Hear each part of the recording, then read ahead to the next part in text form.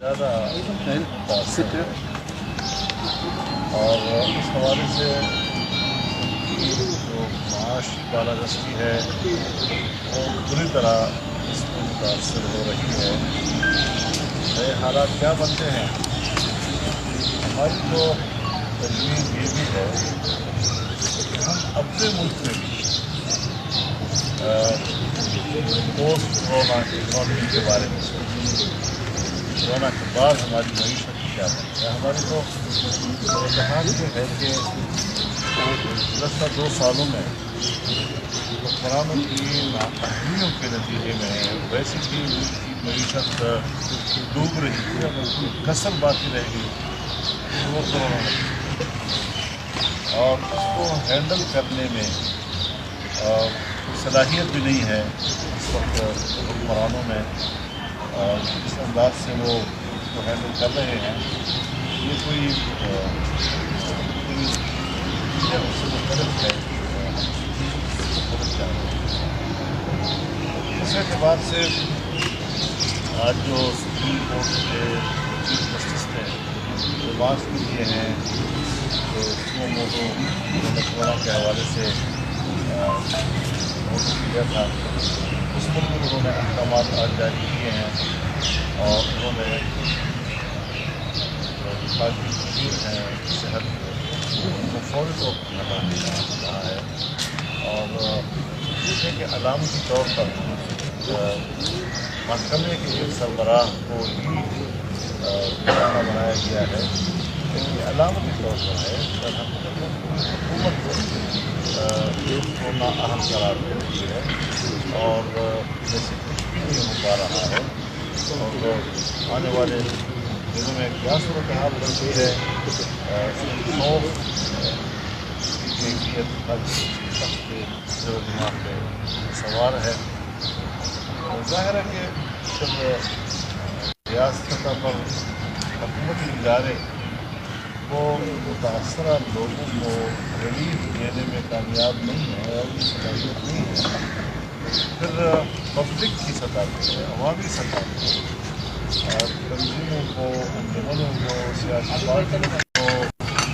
مذہبی لوگوں کو ذمہ داری لینی ہے اور اس ریلیف میں پبلک کو براہ راست سامنے آنا ہے۔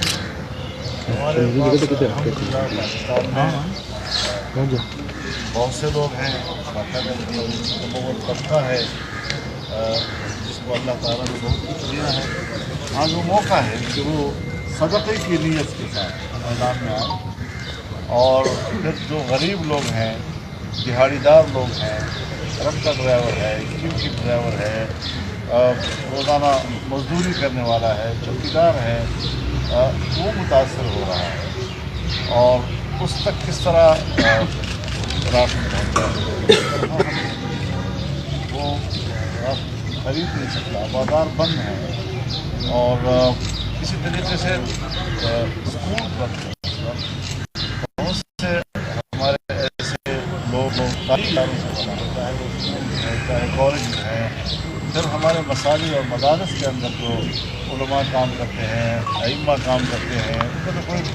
باقاعدہ روزگار کا مسئلہ ہے ہی نہیں، اور وہی عام لوگوں کی جو رفاہی خدمات ہوتی ہیں اسی سے ان کا روزگار بھی وابستہ ہو جاتا ہے۔ تو اس حوالے سے ہم نے تو بالکل سیاسی اختلاف سے بالکل بالاتر ہو کر پورے ملک کے ہر ضلع کی انتظامیہ کو، ایڈمنسٹریشن کو یہ پیشکش کی، اگر آپ کو ہمارے رضاکار چاہیے تو ہم ریلیف کے کاموں میں اپنے رضاکاروں کو پھر تنظیموں نے پورے ملک میں کام شروع کیا، اور صرف ہماری جماعت نہیں بلکہ تمام جماعتیں اس وقت اور رفاہی تنظیمیں، انجمنیں، دکانداران اپنے اپنی سطح پر خدمات سر انجام دے رہے ہیں۔ لیکن یہاں تو اس حوالے سے ہم ضرور ترغیب دلانا چاہتے ہیں، تھوڑی سی ایک جو ناخوشگوار صورتحال اس وقت پیدا ہو رہی ہے یا پیدا کی جا رہی ہے،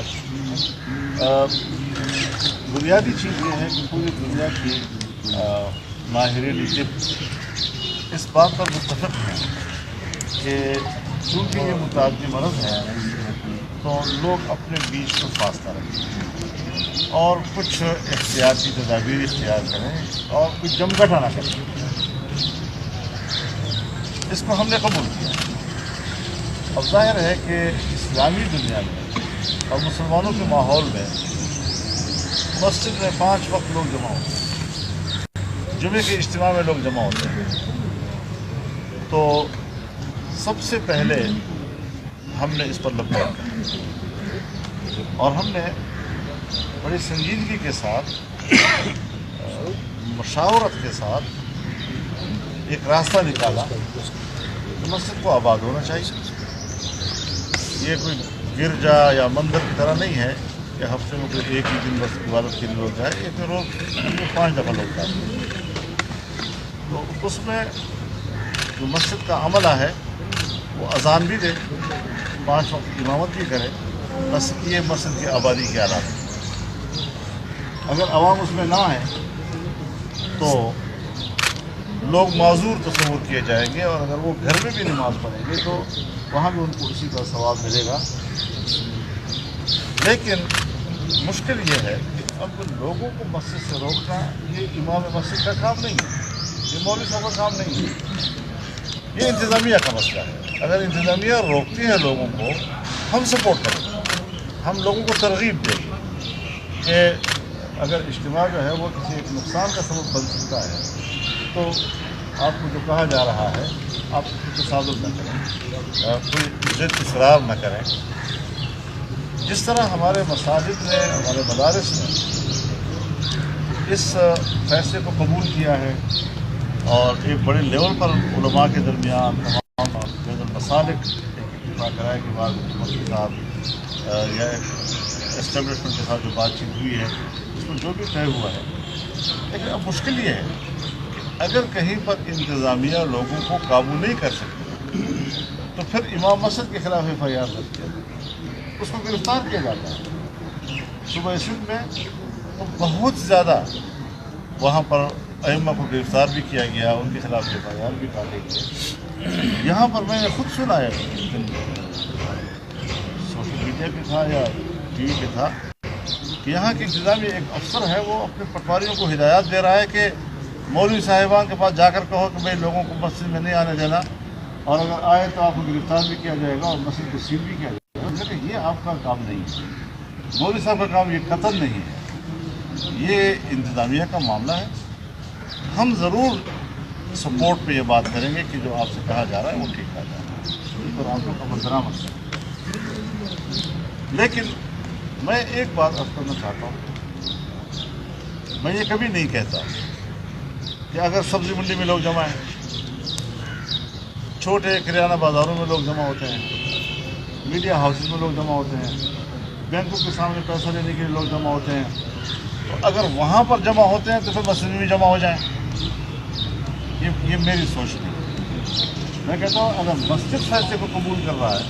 تو یہ امپلیمنٹیشن ان مقامات پر بھی ہونی چاہیے کہ وہاں پر بھی لوگ جو ہیں ان کو جمع ہونے سے روکا جائے، جمگھٹے سے روکا جائے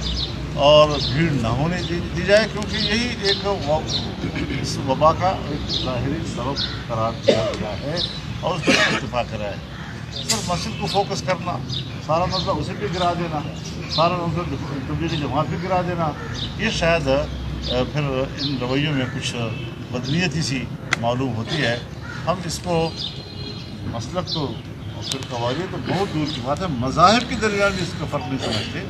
اور ہمارے کارکن تو باقاعدہ یعنی چاہے گرجا ہے اس میں گئے ہیں، چاہے وہ مندر ہے اس میں گئے ہیں، چاہے اہل تشیع کے مراکز ہیں ان میں گئے ہیں،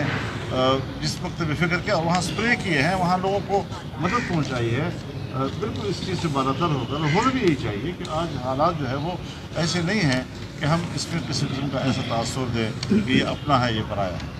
ساری انسانیت آج ایک برادری ہے اور اسی جذبے سے ہمیں اس حوالے سے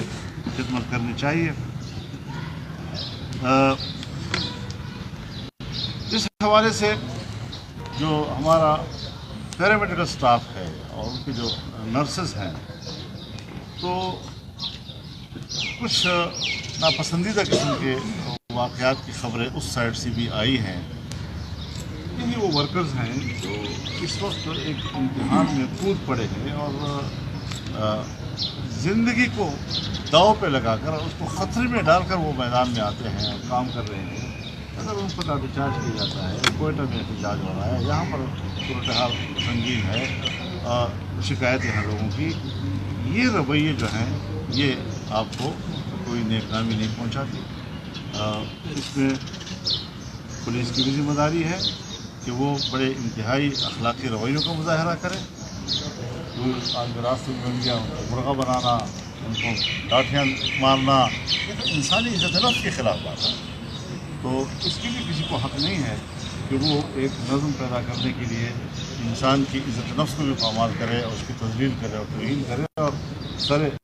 بازار کرے۔ تو یہ ساری چیزیں جو ہیں اس حوالے سے ہم نے تو بہرحال یہ واضح طور پر کہا ہے کہ ہمارے ساتھ وابستہ، چاہے وہ انصار الاسلام ہے، چاہے وہ ہمارے اپنے حلقوں میں ویلفیئر جو